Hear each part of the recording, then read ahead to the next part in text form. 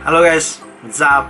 Ya, tahu kan video ini buat apa? Ya, video ini adalah recap Worldwide Developer Conference 2020 yang baru saja tadi malam diselenggarakan oleh Apple secara online pastinya, dan sudah diperkenalkan juga sistem-sistem terbaru dari Apple. So apa aja langsung kita rekap, ini rekap dari gua.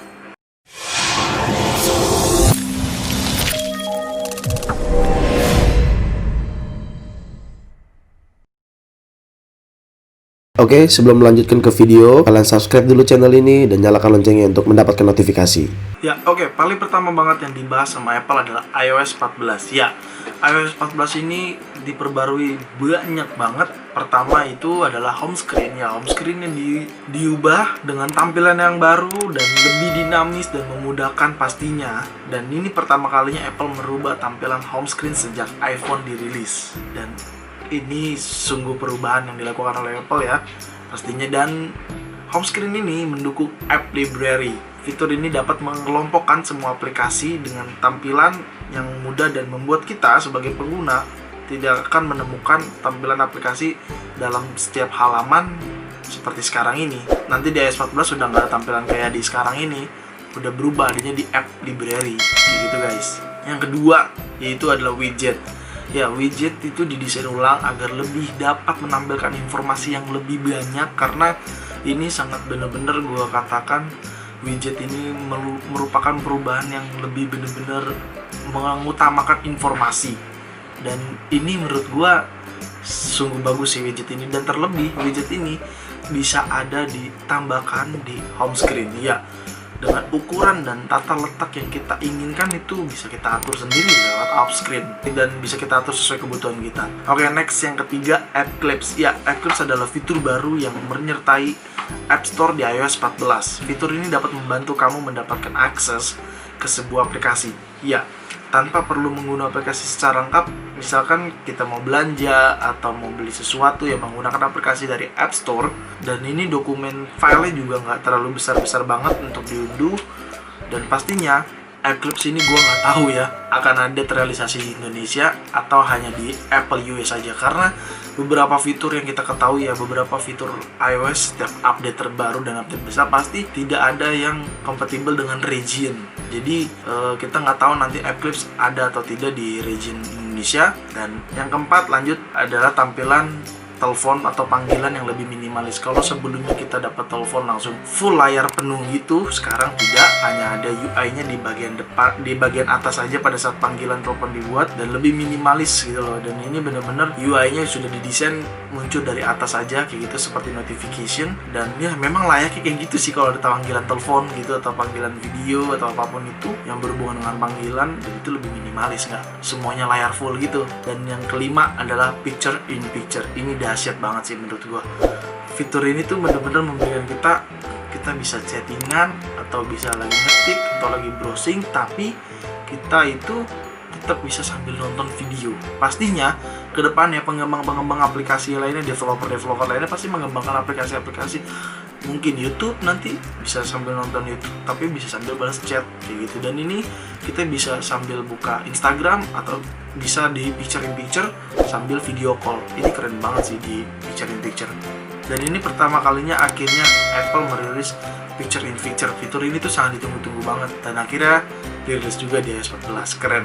Yang keenam, deretan fitur-fitur baru di iMessage yang lumayan banyak banget. Dan gue sempat berpikir ketika gue nonton WWDC semalam, menurut gue itu kayak mau nyaingin WhatsApp, tapi gue nggak tahu ya.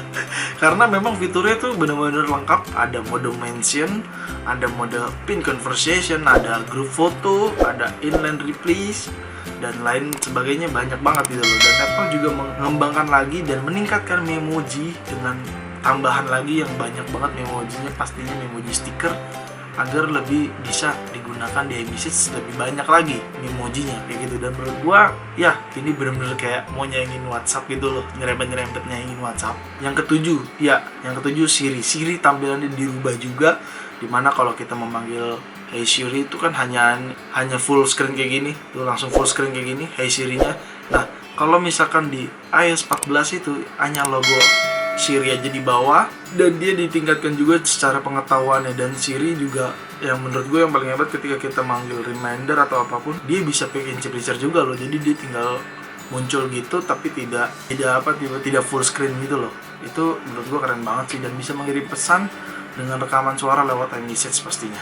Next ada di 8 yaitu Safari. Safari ini menurut gue dikembangin lebih luas lagi, lebih bener-bener diupdate, penting banget yaitu translation. Jadi dia ada dimana kalau kita buka website, dan website itu mungkin website dari bahasa yang lain dan mau ditranslation ke English atau ke bahasa yang ingin kita gunakan, menurut gue itu adalah fitur terbaik dari Safari sih. Dan paling penting adalah Safari menjaga privasi, dia ada mode privasi dan perbaikan tampilan pastinya lebih menarik. Privacy itu menurut gue yang lebih bener-bener mendukung kita lagi browsing Safari, jadi menggunakan Safari. Jadi si Safari ini akan mendeteksi kalau memang website itu berbahaya untuk kita buka atau kita akses kayak gitu. Dan banyak banget fitur-fitur di iOS 14 yang mungkin kalau gue jelaskan banyak panjang lebar, mungkin terlalu panjang juga, mungkin gue sebutin sedikit-sedikit. Apple Maps ada pembaruan, tapi ya kita tahu mungkin itu hanya untuk iOS saja, untuk di Indo tidak ada pembaruan mungkin. Kedua adalah Apple memiliki aplikasi baru untuk menerjemahkan rekaman audio yaitu Translate, dan ini tidak diunggah ke internet, hanya ada di iPhone aja, dan ini datanya aman, jadi kita bisa menggunakan Translate aplikasi itu, dan Apple sudah menyediakan aplikasi itu. Dan yang ketiga AirPods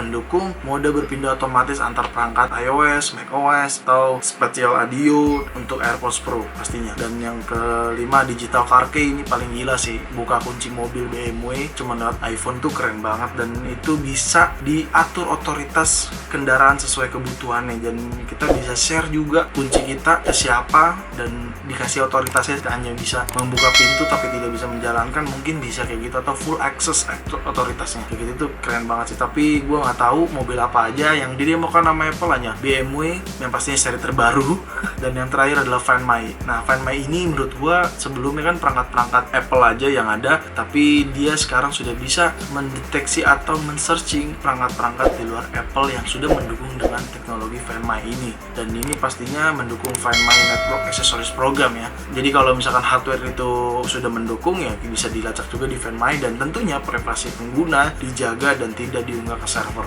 Apple mengutamakan itu, catatan lokasinya tidak akan diunggah ke server. Oke, itu cukup dari iOS 14. Lumayan panjang ngebahas iOS 14 tuh bener-bener karena perubahannya banyak banget. Oke, kita langsung next ke iPadOS. iPadOS 14 tuh sebenarnya nggak jauh beda dari fitur-fitur yang ada di iPhone. Yang di iPhone pastinya atau di iOS 14. Mungkin yang bedanya aja gue sebutkan pastinya Apple Pencil dengan Scribble. Jadi kalau kita nulis di search atau di mana, dia bisa langsung merubah menjadi teks pastinya, dan pastinya dia bisa digunakan di seperti Safari, iMessage, dan lain sebagainya. Intinya kita nulis pakai Apple Pencil tapi bisa langsung berubah jadi teks kayak gitu. Dan yang kedua adalah Universal Search, dan Universal Search ini sepertinya mengingatkan gue sama seperti MacBook ya. Jadi kayak MacBook banget gitu, macOS. Kalau searchnya universal, jadi kita bisa search di mana aja, dan tentunya pengguna pasti bisa melakukan pencarian secara lebih cepat berbagai lokasi di iPad, bahkan dari aplikasi yang sedang berjalan sekalipun. Menurut gue ini sama kayak macOS sih, menurut gue sekilas kayak macOS, tapi ya tetap aja dikatakannya iPadOS 14. Oke, next, panggilan telepon sama, tampilan sidebar yang berubah, tampilan sidebarnya udah berubah, dan pastinya ada AR atau augmented reality yang lebih realistis. Dan yang keenam ada beberapa kayak Siri, Apple Maps juga berubah, saran otomatis, Safari juga berubah pastinya, dan tentunya widget juga berubah. Dan sebenarnya hampir sebagian besar banyakkan dari iOS 14 juga sama, nggak jauh beda. Dan yang gue sebutkan tadi aja yang memang fungsionalnya untuk iPad, sisanya nggak jauh beda sama iPhone, jadi nggak gue jelaskan karena sama, nggak perlu gue jelaskan. Oke, kita next langsung ke watchOS 7. watchOS 7 ini paling pertama yaitu sleep tracking. Ini sleep tracking keren banget sih, sleep tracking. Jadi kita bisa tidur dan dia bisa mendeteksi kita juga, kualitas tidur kita, tracking tidur kita, menyajikan grafik, dan pada akhirnya juga Apple juga telah menyediakan mode wind down yang bisa membantu pengguna Apple Watch dan iPhone untuk membuat rutinitas kegiatan sebelum tidur gitu. Dan yang lebih hebatnya lagi, ketika mode itu diaktifkan, maka layar iPhone dan Apple Watch akan meredup secara perlahan beragam kegiatan yang sudah dipersiapkan untuk membantu tidur lebih nyenyak pun mulai bekerja. Dan yang lebih keren, agar pengguna bisa tidur nyenyak dan tepat waktu, Apple Watch menawarkan silent haptic alarm. Keren banget sih. Dan gentle sound, jadi kalian bangun begitu bangun, Apple Watch akan membangunkan pengguna kita tanpa mengganggu orang sekitar. Keren banget sih, keren. Nah, yang kedua, berbagi watch face. Ya, ini share watch face ya. Jadi kita bisa sharing watch face pastinya, dan bisa mendapat tampilan baru juga dari pengguna lain yang mengakses sosial media dan lainnya. Dan tentunya watch face ini bisa dikonfigurasikan sesuai keinginan. Kita bisa berbagi, share ke banyak orang yang kalian inginkan. Yang keempat, pastinya pembaruan aplikasi workout ya. Di situ ada dance juga, ada core training, ada functional strength training, dan cool down, dan tentunya activity app sudah diganti namanya menjadi fitness. Oke, dan yang kelima, fitur kesehatan pendengaran pastinya di WatchOS 7, dan banyak fitur lainnya, ada Apple Maps juga, ada Siri juga, dan terdapat komplikasi seperti kayak kamera remote, sleep, dan shortcuts pastinya, dan banyak banget lagi pastinya, dan itu gue sebutin yang paling penting-pentingnya aja. Oke, itu untuk WatchOS 7 sudah. Oke, next, tvOS 14. Ya, tvOS ini itu pertamanya adalah udah bisa nonton YouTube support 4K, dan tentunya sebelumnya kan belum support tuh untuk nonton YouTube dengan resolusi 4K, hanya 1080 pixel aja. Tapi ini harus support dengan Apple TV 4K juga, yang produknya Apple TV 4K pastinya. Kalau belum 4K ya nggak support juga tetap. Yang kedua, di tvOS ada picture in picture tetap, dan dukungan multi user pastinya, akses kamera HomeKit menggunakan Siri, dan tentunya upgrade foto dan audio sharing di tvOS. Ini keren banget sih, dan tapi ini nggak gue jelasin panjang lebar karena gue pun nggak punya Apple TV ya. Mungkin dari beberapa teman-teman semua juga nggak semuanya punya Apple TV, tapi gue jelaskannya yang penting aja tadi sudah gue jelaskan. Dan pastinya supportnya itu hanya ada di Apple TV generasi 4 dan Apple TV 4K pastinya untuk tvOS 14 ini. Oke, next, kayak yang terakhir yaitu macOS Big Sur. Gue tadi sempat bacanya awalnya Big Slurpee tapi ini adalah macOS Big Sur. Ya, macOS Big Sur tuh dapat upgrade desain macOS yang bener-bener banyak perubahan, dari icon, dari control center, dari semuanya berubah. Iconnya juga berubah, desainnya berubah, semua desain berubah. Yang kedua juga di macOS Big Sur, Safari-nya juga dengan banyak tambahan fitur, bisa ganti start page-nya, bisa diganti dengan foto atau gambar yang kalian suka dengan template-nya. Dan tentunya di Safari-nya juga ada peningkatan di bagian tab. Jadi kalau banyak tab bisa langsung hapus klik kanan, sebelah kanannya bisa hilang langsung, dan banyak banget tabnya. Intinya ada bagian di tab dimana itu meningkatkan dan menampilkan dengan teknologi yang baru pastinya. Dan itu untuk Safari. Dan yang ketiga adalah untuk iMessage. iMessage sama dengan iPhone, fiturnya lengkap, bener-bener dilengkapin di macOS Big Sur sama kayak di iPhone. Privacy juga, privacy di Mac App Store. Jadi di privacy ini kita sebagai pengguna ketika ingin mengunduh aplikasi dari macOS Big Sur dapat melihat catatan privasi yang dapat dan akan diakses oleh pengembang jika kita mengunduh aplikasi tersebut gitu. Dan di sini ada catatannya, yaitu dibagi 3 jenis: data used to track you, data link to you, and data not link to you gitu. Dan itu ada 3 ya pastinya. Yang kelima, ada banyak fitur banget, pastinya ada banyak fitur dan gue nggak bisa jelasin semuanya. Yang pertama mungkin ada di bagian foto, pastinya foto juga berubah di macOS Big Sur, dan AirPods juga berubah, dan Siri juga ada peningkatan di Big Sur pastinya. macOS Big Sur apa Big Sur ya intinya macOS Big Sur ini banyak perubahan, dan ada tadi udah gue jelaskan ada lumayan cukup banyak yang berubah, dan terlebih yang paling besar adalah di tampilan ya, di desainnya kayak gitu guys. Jadi menurut gue macOS ini sangat keren banget. Gue recap lagi semuanya. Dari iOS 14 itu support di iPhone yang sekarang menggunakan iOS 13. Oke, di iOS 14 support untuk semua device yang saat ini menggunakan iOS 13. Oke, seperti ini banyak ya pokoknya. Dan tentunya lanjut ke iPadOS. iPadOS pun sama. Ini adalah device-device yang sudah support iPadOS dan disupport oleh iPadOS. Kalau misalkan di antara kalian iPad tidak support dengan iPadOS, ya mungkin kalian harus menabung lagi untuk upgrade lagi. Dan ini yang support untuk iPadOS 14 device-nya. Oke, dan Apple Watch juga. Apple Watch hanya dari Apple Watch 3, 4, dan 5 yang support dengan WatchOS 7. Jadi Apple Watch Series 1 dan Series 2 sudah tidak support lagi dengan WatchOS 7 pastinya.